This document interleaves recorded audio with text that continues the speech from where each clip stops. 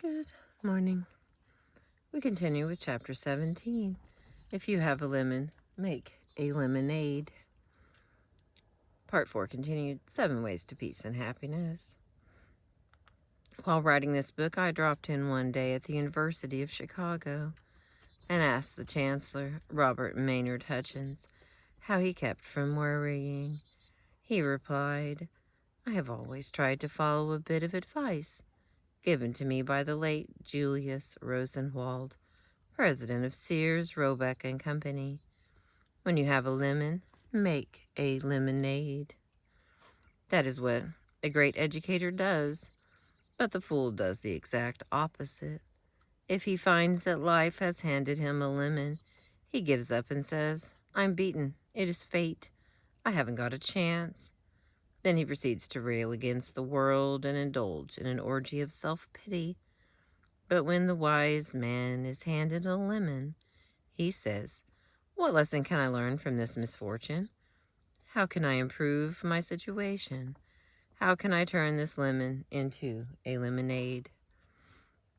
After spending a lifetime studying people and their hidden reserves of power, the great psychologist Alfred Adler declared that one of the wonder-filled characteristics of human beings is their power to turn a minus into a plus. Here's an interesting and stimulating story of a woman I know who did just that. Her name is Thelma Thompson, and she lives at 100 Morningside Drive, New York City. During the war, she said, as she told me of her experiences. During the war, my husband was stationed at an army training camp near the Mojave Desert in California. I went to live there in order to be near him. I hated the place. I loathed it. I had never before been so miserable. My husband was ordered out on maneuvers in the Mojave Desert, and I was left in a tiny shack alone. The heat was unbearable, 125 degrees in the shade of a cactus. Not a soul to talk to but Mexicans and Indians, and they couldn't speak English.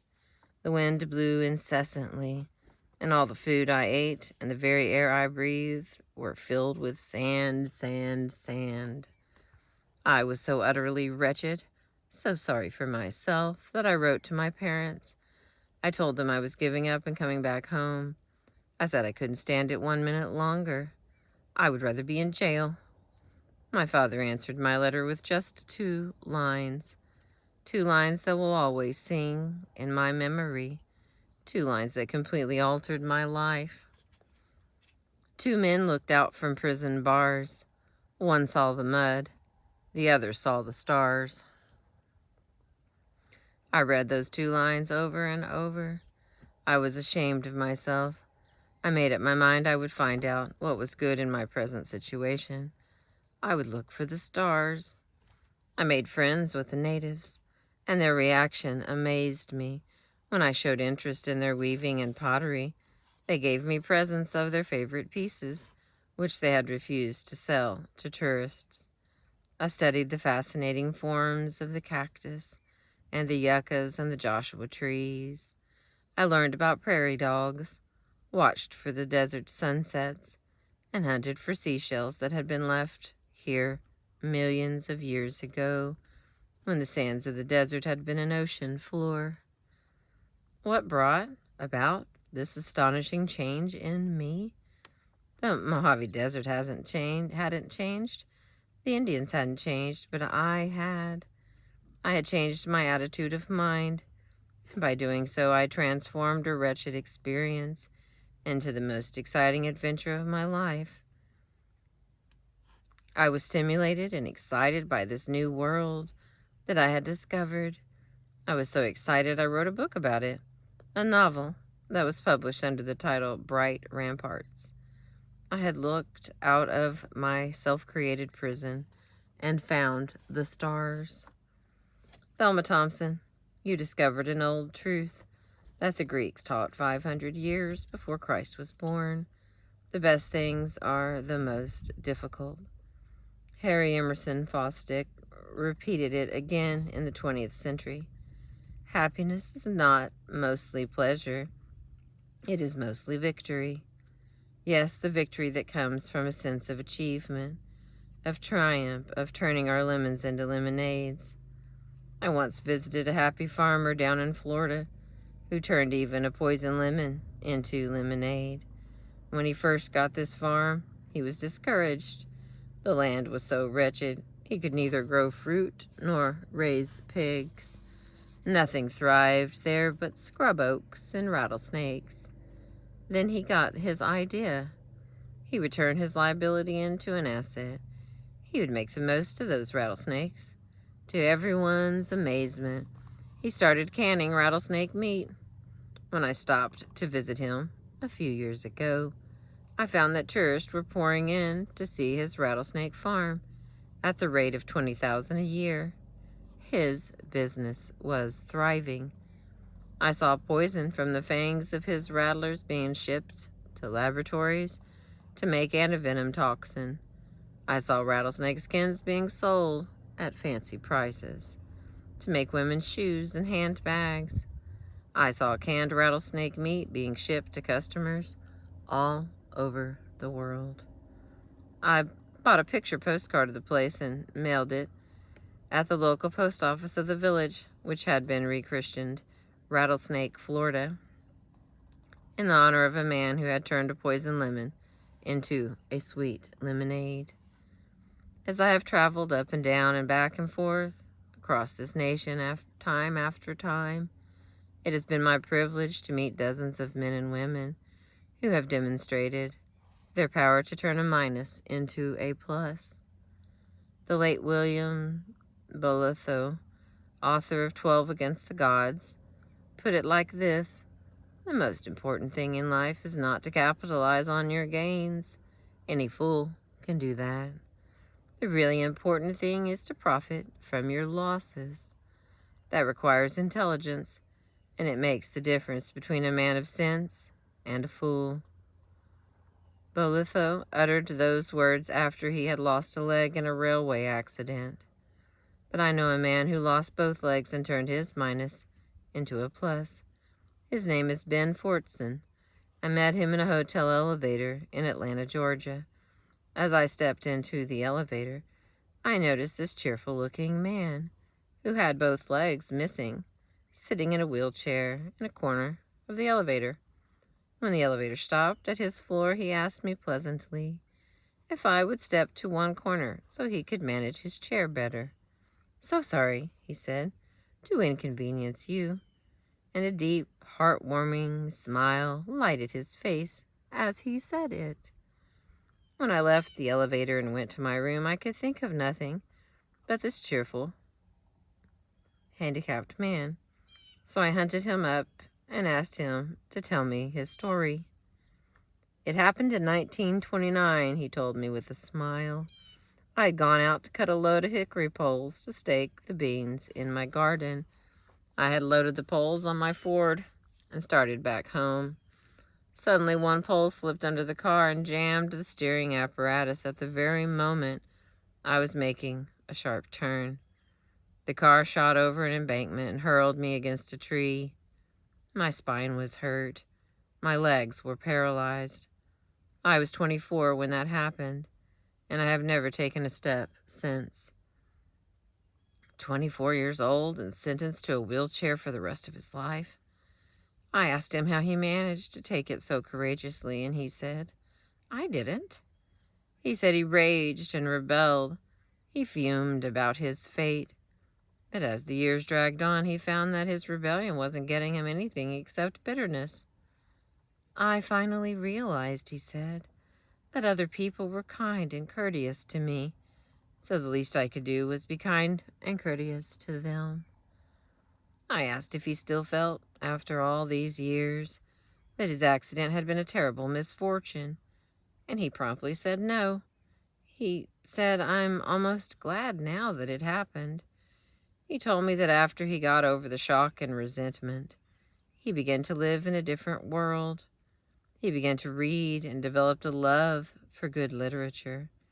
In 14 years, he said, he had read at least 1,400 books, and those books had opened up new horizons for him and made his life richer than he ever thought possible. He began to listen to good music, and he is now thrilled by great symphonies that would have bored him before. But the biggest change was that he had time to think. For the first time in my life, he said, I was able to look at the world and get a real sense of values. I began to realize that most of the things I had been striving for before weren't worthwhile at all.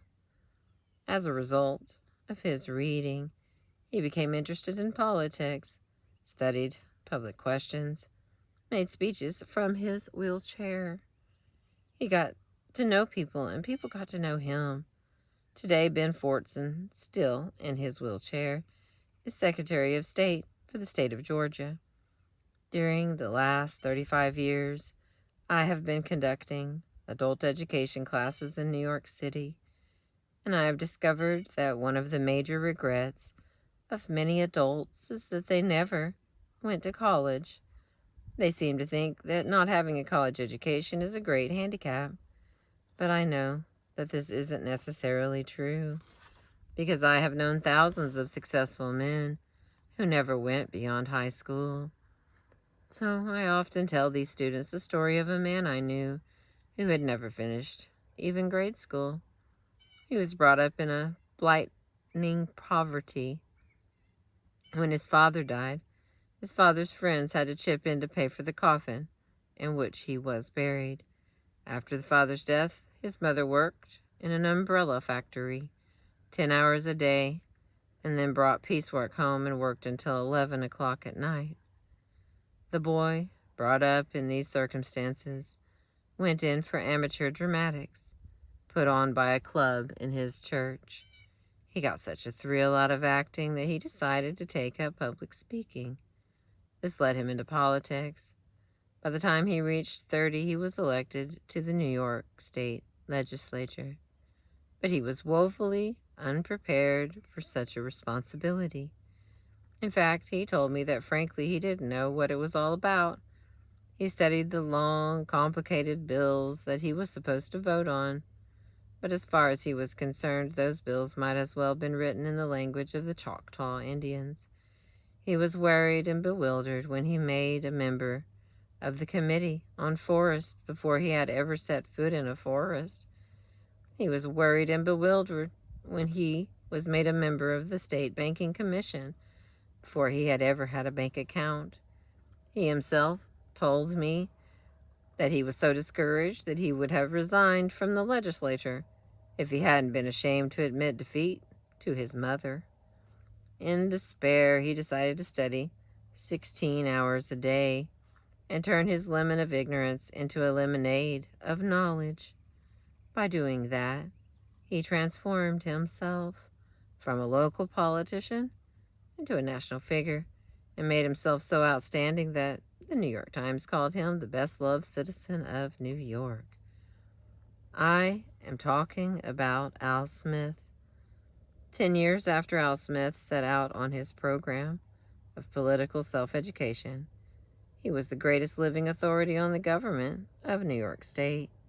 He was elected governor of New York for 4 terms, a record never attained by any other man. In 1928, he was a Democratic candidate for president. 6 great universities, including Columbia and Harvard, conferred honorary degrees upon this man who had never gone beyond grade school. Al Smith himself told me that none of these things would ever have come to pass if he hadn't worked hard 16 hours a day to turn his minus into a plus. Nietzsche's formula for the superior man was not only to bear up under necessity, but to love it. The more I have studied the careers of men of achievement, the more deeply I have been convinced that a surprisingly large number of them succeeded because they started out with handicaps that spurred them on to great endeavor and great rewards. As William James said, our very infirmities help us unexpectedly. Yes, it is highly probable that Milton wrote poetry because he was blind, and that Beethoven composed better music because he was deaf. Helen Keller's brilliant career was inspired and made possible because of her blindness and deafness. If Tchaikovsky had not been frustrated and driven almost to suicide by his tragic marriage, if his own life had not been pathetic, he probably would never have been able to compose his immortal Symphonie Pathétique. If Dostoevsky and Tolstoy had not led tortured lives, they would probably never have been able to write their immortal novels. If I had not been so great an invalid, wrote the man who changed the scientific concept of life on Earth, if I had not been so great an invalid, I should not have done so much work as I have accomplished. That was Charles Darwin's confession, that his infirmities had helped him unexpectedly. The same day that Darwin was born in England, another baby was born in a log cabin in the forests of Kentucky. He too was helped by his infirmities. His name was Lincoln, Abraham Lincoln. If he had been reared in an aristocratic family and had a law degree from Harvard and a happily married life, he would probably never have found, in the depths of his heart, the haunting words that he immortalized at Gettysburg, nor the sacred poem that he spoke at his second inauguration, the most beautiful and noble phrases ever uttered by a ruler of men, with malice toward none, with charity for all. Harry Emerson Fosdick says in his book, The Power to See It Through, there is a Scandinavian saying which some of us might well take as a rallying cry for our lives. The north wind made the Vikings. Wherever did we get the idea that secure... Wait a second. Okay, here's going to try that again. The north wind made the Vikings. Wherever did we get the idea that secure and pleasant living, the absence of difficulty, and the comfort of ease ever of themselves made people either good or happy? Upon the contrary, people who pity themselves go on pitying themselves even when they are laid softly on a cushion.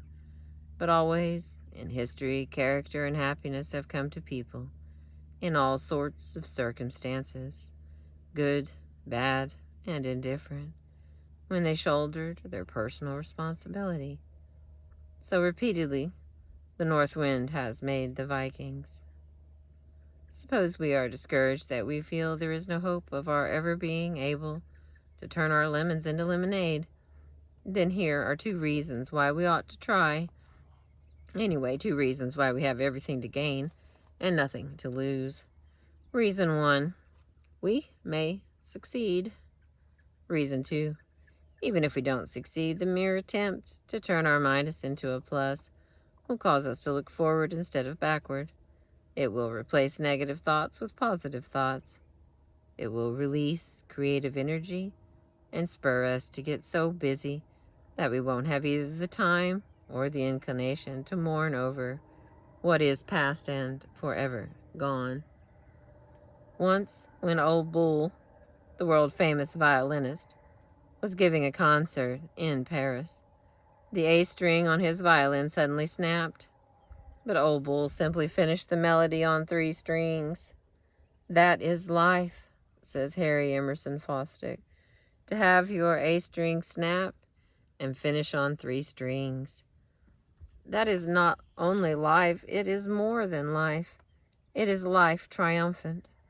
If I had the power to do so, I would have these words of William Bothletho carved in eternal bronze and hung in every schoolhouse in the land.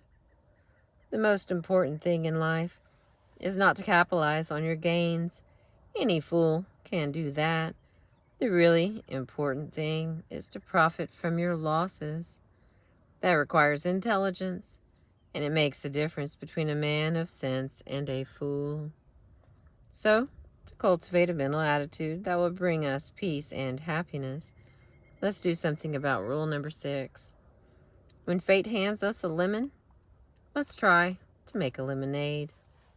Thank you for listening. I appreciate you.